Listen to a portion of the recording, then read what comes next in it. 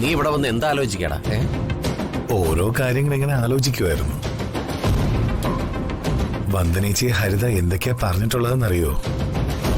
എന്നിട്ടിപ്പോ പാവം വന്ദനേച്ചിയ ഹരിതയുടെ കാര്യങ്ങളൊക്കെ നോക്കുന്നത്. ഹരിതയുടെ എന്ത് കാര്യങ്ങളാടാ വന്ദന നോക്കുന്നത്? പാവം വന്ദനേച്ചി ഹരിതയ്ക്ക് വിളിക്കാൻ ചൂടുവെള്ളം വെക്കാൻ പോയപ്പോഴാ വീണത്. നിനക്കറിയാലോ, ഞാൻ എപ്പോഴും വളഞ്ഞ വഴി ചിന്തിക്കുന്നവനാ. വന്ദന എങ്ങനെയാടാ വീണത്? പ്രകാശേട്ടൻ എന്താ ഒന്നും അറിയാമല്ലാതെ പോലെ സംസാരിക്കുന്നത്? വന്ദനേച്ചി ബാത്റൂമിൽ തെന്നി വീണു. പ്രകാശേട്ടനും അത് കണ്ടതല്ലേ? എടാ മനോജേ, നീ ചക്കിന് വെച്ചത് കൊക്കിന് കൊണ്ടുവന്നുള്ള പഴഞ്ചൊല്ലി കേട്ടിട്ടുണ്ടോ? ഏട്ടാ, അതും ഇതുമായിട്ട് എന്താ ബന്ധം? എടാ, നിന്റെ ഭാര്യയും വന്ദനയും തമ്മിൽ ഇത്രയും കാലം വഴക്കിട്ട് നടന്നത് എന്തിനാ? അത് ഹരിതയുടെ വയറ്റിൽ കിടന്ന കുഞ്ഞിനെ വന്ദനേച്ചിയെ കൊന്നതെന്ന് ആരോ പറഞ്ഞ് വിശ്വസിപ്പിച്ച ഒരു തെറ്റിദ്ധാരണ. തെറ്റിദ്ധാരണ അല്ലേ? അതാണടാ പ്രശ്നം.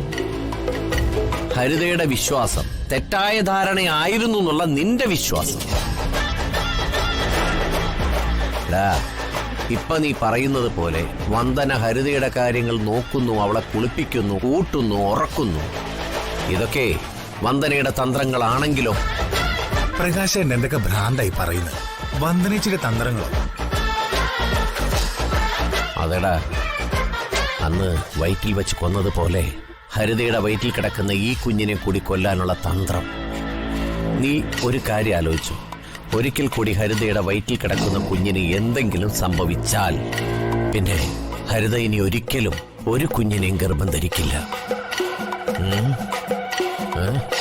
നീ പോയ ശേഷേ ഞാൻ ആ ബാത്റൂമിനടുത്ത് പോയി നോക്കി. അവിടെ ആരോ വെളിച്ചെണ്ണ ഒഴിച്ചു വെച്ചിരിക്കുന്നു. എടാ, ഇതാടാ ഞാൻ ആദ്യം പറഞ്ഞത്, ചക്കിന് വെച്ചത് കൊക്കിന് കൊണ്ടുവന്നു. അതായത് വന്ദന ഹരിതയെ വീഴിക്കാൻ നോക്കിയത് അവൾക്ക് തന്നെ വിനയായി. വേറൊരു ചൊല്ലു പറഞ്ഞാലേ, അവനവൻ കുഴിച്ച കുഴിയില് അവനവൻ തന്നെ വീണൂന്ന്. ഞാനിതൊന്നും വിശ്വസിക്കുകയല്ല. എന്റെ വന്ദനേച്ചി അങ്ങനെ ചെയ്യില്ല. അല്ലെങ്കിൽ തന്നെ എന്റെ കുഞ്ഞിനെ നശിപ്പിച്ചിട്ട് വന്ദനേച്ചിക്ക് എന്ത് ഗുണം? അതാ എടാ, നിന്റെ കുഞ്ഞിനെ നശിപ്പിച്ചിട്ട് വന്ദനയ്ക്ക് ഒരു പ്രയോജനവുമില്ല.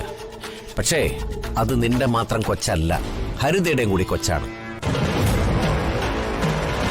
അതായത് ഹരിതയുടെ അച്ഛൻ കോടീശ്വരനായ കരുണാകരക്കുറുപ്പിന്റെ അനന്തരാവകാശി.